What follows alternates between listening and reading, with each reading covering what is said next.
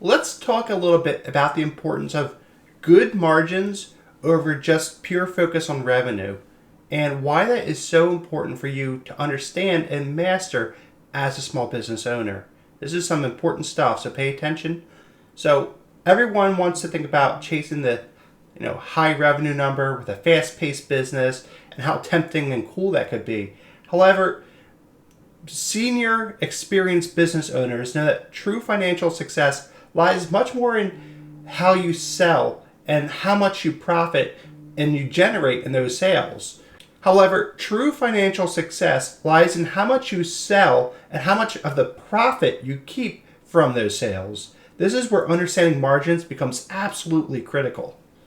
Margins are what many people refer to as the unsung hero of profitability. Might sound a little bit corny, but stick with me here.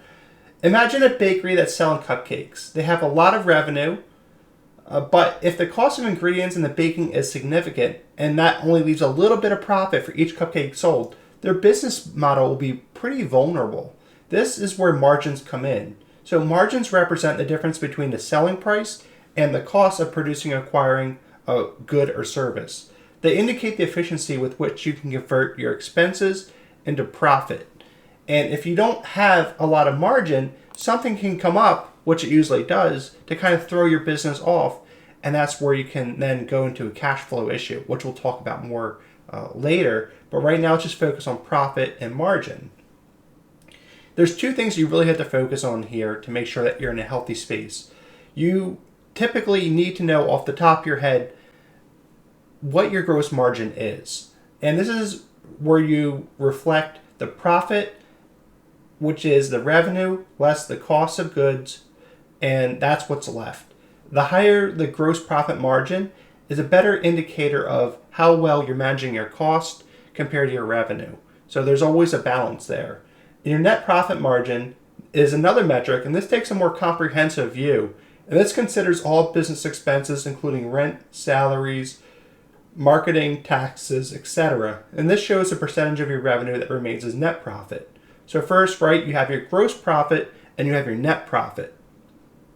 So back to our example of a bakery, if we're talking about gross profit, that's just for the cost of making the cupcake. And we're talking about the net profit, that's the cost of making the cupcake, getting it through the distribution system of your company, getting it out the door into the customer. There's a lot of other activities that go on there, and you need to be profitable at both levels.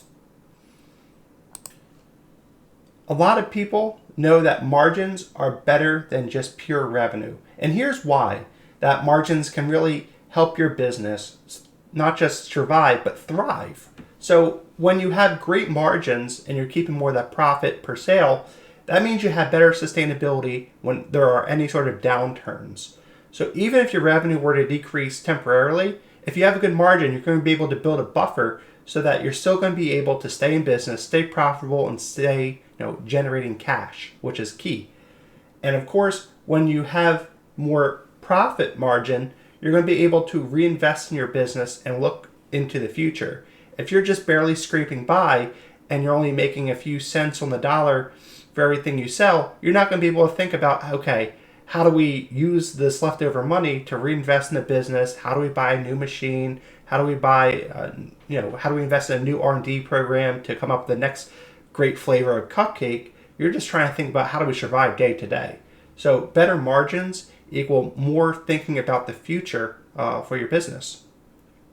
And same thing, when you have great margins, you have some pricing flexibility. Healthy margins give you some breathing room so you can adjust your prices up or down to kind of figure out where the sweet spot is. You can become more competitive without significantly impacting your bottom line.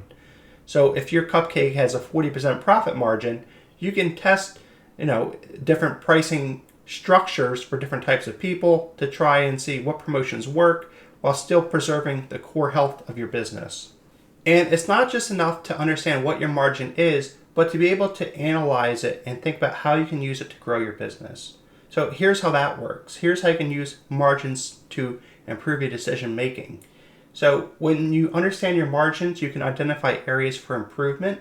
So if you analyze your margins and figure out they're low, you can explore cost-cutting measures or ways to increase your selling price. So it's got to be one or the other, or both perhaps. It helps you benchmark against competitors. When you compare your margins to industry standards, you can understand your competitive positioning and what you are or aren't doing right. You can also make informed pricing decisions. Pricing strategies consider both covering costs and achieving healthy margins. So 3 key points there for you to keep in your mind. Okay, so we're talking about KPIs when it comes to gross margins and net margins. So what KPIs specifically should we focus on? So even though there's a lot of things you can measure, it really is a best practice to measure only the few things that matter. And here they are. You want to measure your gross profit margin, your net profit margin, operating cash flow, return on investment, ROI, and your break-even point. And each one here is explained. So gross profit margin measures the efficiency of production and pricing strategies. Your net profit margin indicates your overall profitability after all expenses. Operating cash flow tracks the cash generated by the business's regular operations, highlighting the company's ability to sustain itself. ROI assesses the profitability of investments made within the business. And then finally, break-even point determines the sales volume at which total revenues equal total cost, indicating the minimum performance required to avoid losses. So at a minimum, have these set up within your company, and then you're going to really have a strong grasp on how you're doing versus how you think you should be doing. And it's important to adjust, analyze, use the KPIs for decision making and not just look at them, right? We talked about when you have a dashboard of a car, it's important to use those signals to steer in the right direction, to avoid hazards, to make sure your engine's not going to burn up. So put the KPIs on the management dashboard that you review daily, weekly, monthly at a minimum, and then you're going to make sure that you're really protecting the health and the heart of your business.